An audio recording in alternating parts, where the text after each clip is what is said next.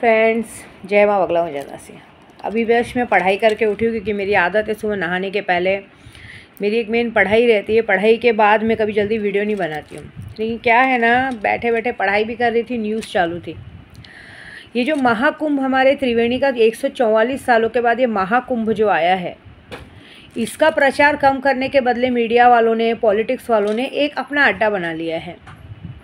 ठीक है, अघोरियों का मजाक उड़ रहा है, पंडितों का मजाक उड़ाया जा रहा है, कहीं ना कहीं ज़बरदस्ती बार बार मुसलमानों को टारगेट किया जा रहा है, बार बार रामद्रोही कहा जा रहा है।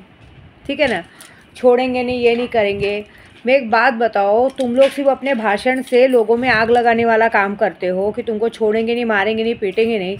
कभी डर लगता है? जिस त्रिवेणी संगम पे तुम बैठे हो और जिस दिन भोलेनाथ की तीसरी आँख खुली और बवंडर चला, तो यमुना जी, सरस्वती, गंगा जी ने जब अपना प्रभाव बढ़ाया, जल प्रभाव बढ़ाया, तो वहाँ पे पूरी जगह पे पानी पानी कर देंगी। तो मैं एक बताना चाहती हूँ कि तुम लोगों ने इतनी तप जब पूछा जो की है, क्या तुम अपने आप को बचा सकते हो? क्या जो तुम्हारा साथ दे रहे हैं इस वक्त, क्या तुम्हें बचा सकते हैं क्या? मतलब दुनिया की आस्था के साथ मजाक क्यों? क्या ये है अकबर, राम रहीम, राम रहीम, राम भगवान के नाम पे तुम लोगों ने खेल बना लिया है। सब लोगों ने मिलके राम जी के नाम पे खेल बना लिया। क्या किया? राम जी के नाम पे तुम लोग ने खेल बनाया, तो राम जी ने तुम लोगों को तुम्हारी औकात दिखा दी।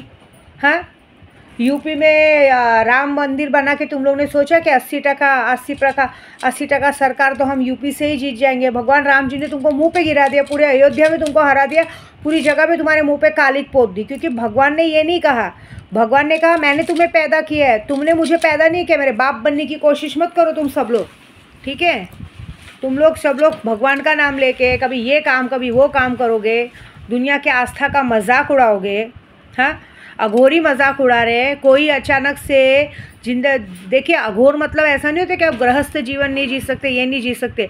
कोई वहाँ पे महामंडलेश्वर बन रहा है, कोई क्या बन रहा है, कोई अपने संसार का पिंडदान कर दे रहा है, कोई अपने वहाँ, मतलब सब लोगों ने एक एक अपना अड्डा बना के लोगों का प्रचार कर रहे हैं। वहाँ पे ये नहीं दिखा रहे कि कितने श्रद्धालु आ रहे हैं, जो असली लोगों की चीज़ें नहीं दिखा रहे। सबसे बड़ी बात, ये तो लूटने वाला काम हो गया है। वहाँ पे आज की तारीख में जो रहने की व्यवस्था है, जो लोग जैसे वीआईपी लोग भी कोई आ रहे हैं, बड़े छोटे छोटे सड़ेले मतलब जो होटलों को कोई देखेगा नहीं, उस होटलों का प्राइस उन्होंने 20-25 हज़ार किया। मतलब ये एक आम इंसान अगर सही में 2000-3000 के रूम में रहना चाहे तो नहीं रह सकता।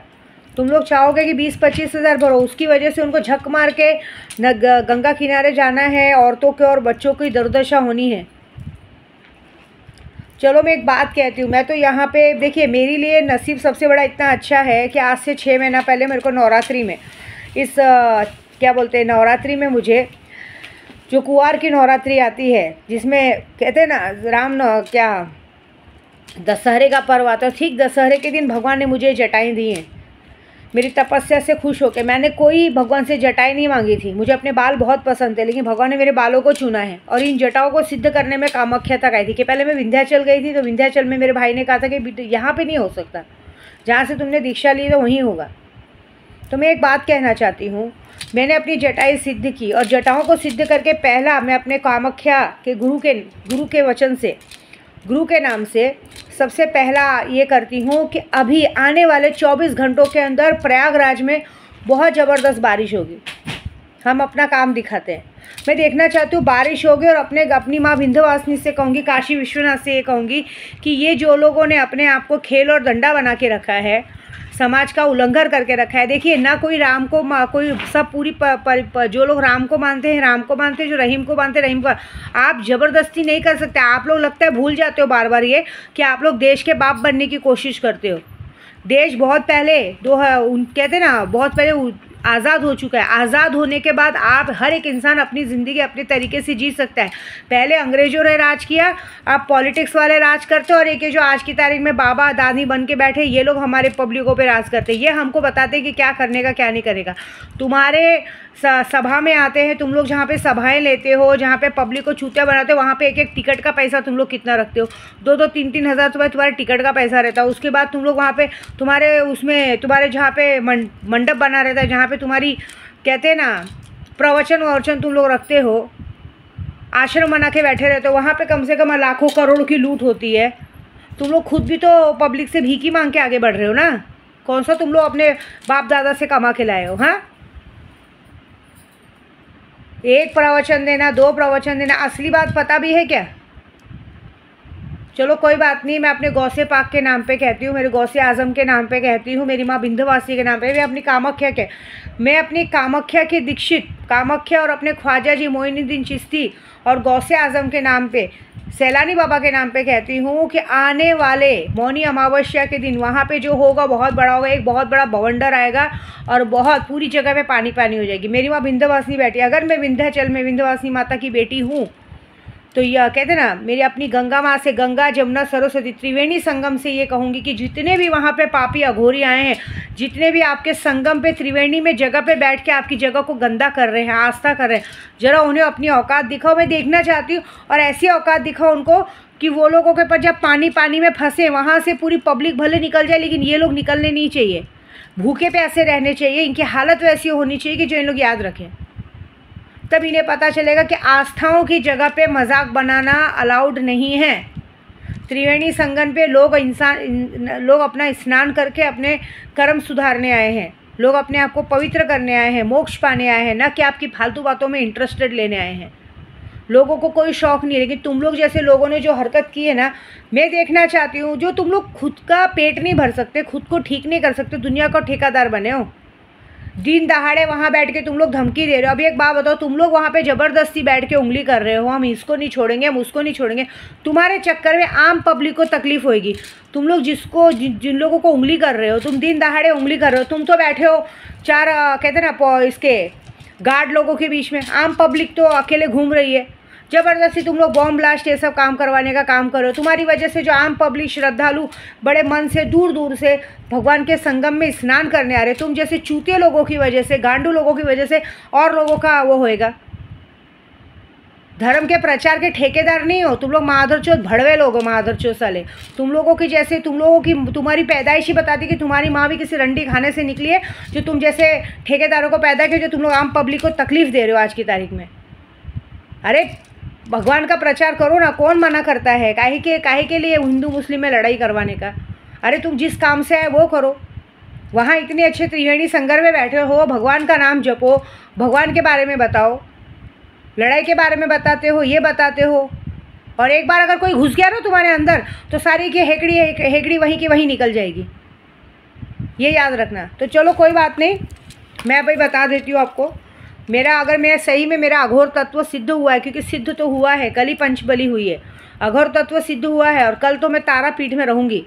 मैं एक बात याद रख लेना, कल मौनी अमावस्या है, देख लेना, वहाँ जो होगा बहुत बड़ा होगा, और अपने आप को बचा के दिखाओ, ये मैं मानती हूँ। अगर मैंने अपने गौसे आज़म को पूरा माना है, अगर मैं कामाख्या से दीक्षित पंडित हूँ, विंध्यवासिनी की सच्ची बेटी हूँ, कि अगर माँ ने, विंध्याचल माँ ने मुझे सच्चे दिल से प्यार किया रहेगा, मेरे काशी विश्वनाथ ने मुझे हमेशा सच्चे मन से मुझे पिता के जैसा मेरे सर पे हाथ रखा रहेगा, बगलामुखी मेरी इष्ट है, बगलामुखी की मैं पुजारन हूँ, बगलामुखी से मेरा चैनल चलता है, अगर उनका है, और अगर मैंने अपने ख्वाजा जी को बहुत दिल से माना है, गौसे पाक को दिल से माना है, तो आने वाले 24 घंटे प्रयागराज में तुम सबके ऊपर बहुत भारी पड़ने वाला है। सिर्फ भगवान से बनाऊँगी कि आम पब्लिक को कोई दिक्कत नहीं। ये जो लोग कहते हैं ना भगवान के नाम पे लोगों को लड़ाने को देख रहे हैं, भगवान का एक शब्द तो आता नहीं। एक बात बताओ, जितना तुम लोग आवाज़ निकालते हो, जितनी बातें करते हो, एक मतलब भी समझ में आता है क्या? जरा बुक पढ़ो ना, बुक में उठा के क्या लिखा है, भगवानों ने क्या लिखा है। लोगों को खाना खिलाओ, भूखों को खाना खिलाओ, नंगों को कपड़ा पहनाओ, जिनको नहीं है उनको मदद करो,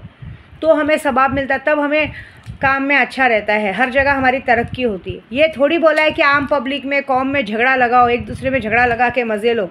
असली आतंकवादी तो तुम लोग हो सालो, असली आतंकवादी तुम लोग बैठ के अपनी गांड मरवा रहे हो, मादरचोद लोग।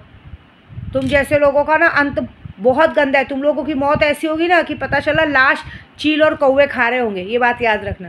तो यही बोलूँगी कि हे माँ कामाख्या, हे माँ विंध्यवासिनी, हे माँ बगलामुखी, अगर सच्चे दिल से विद्या देवी ने कामाख्या मंदिर में आके आपकी पूजा की है, 4-5 सालों से कंटिन्यू नंगे पैर बेगर चप्पल के घूम के, अगर सच्चे मन से मेरी काड़ू भाई मैंने तपस्या की है, तो जो बात मैं कह रही हूँ उसे सच करना, इनको किसी को मत छोड़ना। ए गौसे आज़म, अगर मैंने जो काम पूरा किया है, जो मैं डेली उठ के सबसे पहले आपका नाम का पाठ करके उसके बाद अपना दिन की शुरुआत करते हो। अगर मेरे सच्चे मन से कोई काम किया रहेगा तो जो मैं बात कह रही हूँ अभी बताने, इन लोग जितने लोग भी इस तरह से कौम में लड़ाई करवाने को देख रहे, इनका जवाब इनको इस तरह से देना कि इन लोगों को कहते ना कल की तारीख में खाना नसीब नहीं होना चाहिए। देखती हूँ मैं तुम लोगों के साथ जब बीमार पड़ते हो तो कौन बचाता है। क्योंकि एक बात याद रखना कि भगवान के ऐसे ऐसे बंदे हम बैठे हैं ना कि अगर हमने अपना काम चला दिया ना और हम अगर पूजे पे बैठ गए ना तो तुम जैसे को बचाने वाला कोई नहीं मिलेगा, ये याद रखना। अगर हमने अपनी तीसरी आँख खोल ली ना तो तुम जैसे को बचाने वाला कोई नहीं मिलेगा, क्योंकि हम तुम्हारे जैसे नहीं हैं। हम लोग 24 घंटे सिर्फ भगवान में रहने वाले हैं। परिवार, घर परिवार छोड़ के तुम लोग क्या संन्यास लोगे सालों? संन्यास लेके भी जिन लोग ये लोग जो नाटक करते हैं, क्या संन्यास लोगे? जाके आप देखो जितने लोग भी ये जो करते हैं ना, मैं किसी का नाम नहीं लूँगी, जितने लोग भी ये इधर आके त्रिवेणी में नाटक कर रहे हैं ना, कोई कौन सा पद दिला रहा है, कोई कौन सा पद दिला रहा है। मुंबई के बड़े बड़े होटलों में जाके देखो, बैठ के दारू शारू पीते हैं, मज़ा मस्ती करते हैं और क्या क्या करते हैं पता नहीं आपको। ऐसी बात है। और अपने आप को साधु संत बताते हैं। साधु संत का मतलब होता है अपने आप को थकाना, अपने आप को जगह जगह पे रहना। हम लोग यहाँ पे चप्पल बेगर चप्पल पहने महीनों महीनों अपने परिवार से दूर रहते हैं। परिवार से दूर रह के महीनों महीनों तपस्या करते हैं, महीनों महीनों अपने आप को रगड़ते हैं। ठंडी हो, बारिश हो, गर्मी हो, कुछ भी हो, उसमें घूमते रहते हैं, भगवान का नाम लेते चलते रहते हैं। सुबह उठते मन कम से कम 2 घंटा पढ़ाई करने के बाद उस पानी को दम करके उससे नहाना, उसको पीना, उसी पानी को पीते रहते हैं। सादा भोजन करना, ऐसे तुम्हारे जैसा नहीं 4 बॉडीगार्ड को लेके ये करके वो करके अपनी ही शिष्य लोगों के साथ गलत काम करना, ये करना क्या है यार। भगवान ने तुम लोगों को तुम्हारी औकात बार बार दिखा दी है, बार बार तुम्हारे मुंह पे तमाचा मारा है, फिर भी तुम लोगों को समझ में नहीं आता है। और कितने लोग क्या बोलते हैं, अयोध्या में हम किसी से सामान नहीं ले रहे हैं, उन लोगों को उनकी गलती की सज़ा। मतलब ये अच्छा हो गया, मतलब इंसान ने सच का साथ दिया तो तुम लोग उनसे सामान नहीं लोगे, मत लो, कोई ज़रूरत नहीं है। भगवान है, कहते हैं ना जिसका राम रखवाला होता है ना उसका कोई नहीं होता है। जिसको भगवान चखे उसको कहते हैं, जिसको भगवान रखे उसको कोई नहीं चखे। एक बात याद रखना, तुम्हारे से उनका नहीं चलेगा। वहाँ पे राम जी बैठे ना, वो उनका पालन पोषण खालन पालन करेंगे, तुम्हारे जैसों की ज़रूरत नहीं है। उल्टा ऐसा हो रहा है, जो लोग वहाँ जाके इस तरह से पॉलिटिक्स में, इस वक्त तुम्हारे लिए भगवान राम जी नहीं है। जिन्होंने भगवान का राम जी का मंदिर बनाया ना वो भगवान है, तुम लोग उसकी बातें सुन रहे हो। एक बात याद रखना, वो भी इंसान है, उसकी भी मौत पक्की है, आज नहीं तो कल। और ये विद्या देवी अघोरी यहाँ बैठे बैठे ना, कसम से बोलूँ ना, मैंने सिर्फ डेली एक ही पूजा की है। इन सब का मारण क्रिया चालू है और बहुत जल्द इन सब का मारण क्रिया होगा। चाहे इन लोगों ने कितनी भी सेफ्टी क्यों ना की हो, भाई कामाख्या में कितने भी बकरे भैंसे क्यों ना चढ़ाए हो, लेकिन ये अघोरी ने जब से आज कम से कम 1-2 साल से बस इन लोगों की मौत का ही काम शुरू किया है और इन लोगों की धीरे धीरे इनका सारा वर्चस्व ख़त्म कर दिया है। याद रखना, यूपी का जो बोल रहे थे ना 48 सीट विद्या देवी ने गिरा दी है वहीं बैठ के दतिया में। और यहाँ पे से बता रही हूँ मैं, जहाँ पे त्रिवेणी संगम है ना वहाँ से बीच में है, यहाँ मेरी माँ विंध्यवासिनी है, वहाँ दतिया में माँ बगलामुखी, बीच में आप लोग हो। और बीच में ये जो काम चल रहा है ना, मैं अपनी माँ गंगा मैया से ही कहूँगी, गंगा जमुना सरस्वती त्रिवेणी से यही कहूँगी कि इनके पापों की पूरी सज़ा दो। यहाँ पे लोग आस्था का वो नहीं करने नहीं आए हैं, अपना प्रचार करने आए हैं। कोई जटाएं लगा के आ जाता है। जटाएं क्या होती पता है क्या? जटाएं ऐसी होती है कि साला बाल बनाने नहीं होता, दुखता है सर, रात को सोने नहीं होता है, ठीक है। कंघी नहीं किया है मैंने 2 महीनों से बालों में, पागल हो जाता है इंसान। एक पूजा वो पूजा, वो पूजा वो पूजा, वो पूजा वो पूजा, लोगों के इंसान पागल हो जाता है। कंघी नहीं किया है बालों में, कुछ नहीं करने मिलता है, सुबह से शाम हो जाती, पढ़ाई ख़त्म नहीं होती। हम लोग किसी के लिए बुरा नहीं सोचते। मैं तो भी देखती हूँ, मैं यूट्यूब पे भी बोलती हूँ, कितने लोग मेरे से यूट्यूब पे जुड़े हैं, पूजे का काम कराते हैं, मुझे मजाक में लेते हैं, मुझे धमकी देने की कोशिश करते हैं, ये करते हैं। कितने लोग तो मुझी से जलने लगते हैं। अरे क्यों भाई, तुम्हारी मेरी बराबरी है क्या? तुम कहाँ मैं कहाँ? मैं तो सीधी सिंपल, ना तो 2 महीने से कंघी लगाए, कुछ नहीं लगाया, बस भगवान, मैं जो कपड़े लगते सब पहनती हूँ वो उनकी देन है। भगवान देते तो मैं पहनती हूँ, मैं उनकी बेटी हूँ, मेहनत करती हूँ, मुझे देते मैं पहनती हूँ। तुम्हारे को, अगर तुम लोगों को मुझसे जलन होती, तुम भी मेहनत करो पहनो। तुम्हारे जैसा हराम का थोड़ी लेके बैठी हूँ, तुम्हारे जैसा थोड़ी ना तुम्हारे घर में किसी के पति पे किसी पे नज़र रखती है, 10 लोगों पे, ड्राइवर लोगों पे नज़र रख के अपने आप को वो करती हूँ। मेरे अंदर थोड़ी, हमारे अंदर एक मर्यादा होती है। हम एक पूजा पाठ में जब बैठते हैं हमारे अंदर एक मर्यादा होती है। हम लोगों में गलत भाव से नहीं देखता। हमारे लिए हर एक इंसान, पति के बाद हर एक इंसान भाई और बाप रहता है। हर जगह जवानी नहीं छटकती है, इंसान को अपने तहजीब में रहना चाहिए। और पहली बात तो मैंने बहुत सारे लोगों को देखा है, मुझसे जलन होती है। भाई मुझसे जलन क्यों? मैं तुम्हारे घर का खाने आ रही हूँ, मैं तुम्हारे घर का पीने आ रही हूँ, उल्टा तुम लोग को ही हमारी ज़रूरत पड़ती है। तो थोड़ा तो तहजीब रखा करो। हम साधु संत हैं, तुम्हारी बराबरी करनी भी नहीं और तुम्हारी बराबरी में आना भी नहीं है, क्योंकि तुम लोग गंदे हो। तुम लोग को जैसा हमको चाहिए भी नहीं। मैं जो हूँ, जैसी हूँ, अच्छी हूँ। मेरे नखरे, मेरे नाज मेरे ख्वाजा जी उठाते। तुम जैसों की क्या औकात मुझे आँख दिखा दें। मैं बालों में कंघी नहीं लगाने के बाद भी भगवान ने मुझे सुंदर बनाया है। ये भगवान का तेज है मेरे अंदर, मेरा तेज नहीं है। मेरे अंदर 10 महाविद्याओं का तेज है। मेरी माँ काली का तेज है, क्योंकि मेरी माँ काली जानती है कि मेरी बेटी गंदी नहीं है। मेरी बेटी 10 आदमियों को देख के मुंह में लाल नहीं टपकाती है। मेरी बेटी को मैं चाहिए, माँ चाहिए, न कि 10 भड़वे चाहिए। मेरी चूत में इतनी खुजली नहीं उठती कि जिसको देखो और पानी टपकने लगे। ऐसा आदत नहीं है मेरा। मेरे अंदर ऐसा है कि बस मेरे लिए भाव है कि मैं जिधर भी जाऊँ मैं 10 लोगों को आगे बढ़ा सकूँ, 10 लोगों की मदद कर सकूँ। ऐसा मेरे साथ, मेरे लिए मेरा सबसे बड़ा भगवान मेरे बच्चे हैं, मेरे पति है, मेरे भगवान है, मेरी माता रानी है। बस इससे बड़ा चीज़ मुझे ना कभी चाहिए और ना कभी चाहिए रहेगा। मुझे सिर्फ 2 रोटी दिन भर के खाने की मिल गई, बस हो गया। ऐसी बात है। बस एक इच्छा है ज़िंदगी में कि बच्चों के लिए कुछ अच्छा करना है, बाकी कुछ नहीं। ठीक है? तो अपने जैसा ना मुझे समझो, और मुझे तुम्हारे जैसा बनने का कोई शौक़ भी नहीं है, क्योंकि तुम लोग इतने गंदे हो कि तुम लोगों का कहते ना चरित्र इतना गंदा है कि अब भी पता नहीं चलेगा। हमारा पड़ाव आता है 50 साल के बाद में पता चलेगा। जो हम जितनी गंदगी हम इस वक्त करते हैं ना, आगे जाके वही गंदगी हमें बीमारी में, हर एक चीज़ में ऐसी निकलती है, फिर हमें कोई मदद नहीं करता। एक बात याद रखना, कुमाता जैसी औरत ज़िंदगी भर ऐश की। मैं आपको बताती हूँ, कुमाता जैसी औरत, मैं क्यों नाटी औरतों से नफ़रत करती हूँ, क्योंकि खुद कुमाता कम से कम 5 फुट की थी।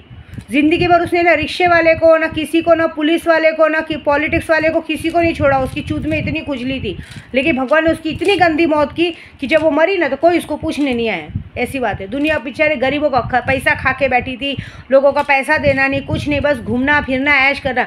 आज उसकी वजह से उसके परिवार की भी ऐसी हालत है ना कि कोई कुत्ता भी पूछने नहीं आता है। इसलिए कर्म अच्छा रखो, कम से कम अपनी 7 पीढ़ियों को अच्छा रखो। मैं जितनी पूजा करती हूँ ना, मैं माता रानी से ही बनाती हूँ कि मेरी कम से कम आने वाली 7 पीढ़ियों तक कभी दुख परेशानी ना आए। जो दुख परेशानी अभी मुझे दे दो, जब तक जिंदा हूँ नंगे पैर घूमूंगी, तपस्या करूँगी, सब करूँगी, लेकिन आने वाली मेरी 7 पीढ़ियों को कभी कोई दुख तकलीफ, मेरे यूट्यूब वालों को कभी कोई दुख तकलीफ नहीं आना चाहिए। जो मुझसे जुड़े हैं उन्हें हर तरह की खुशी मिलनी चाहिए, ये मेरा मानना है। अपने लिए जीना तो बहुत लोग जी लेते हैं, दूसरों के लिए जीना बहुत बड़ी बात होती है। ठीक है?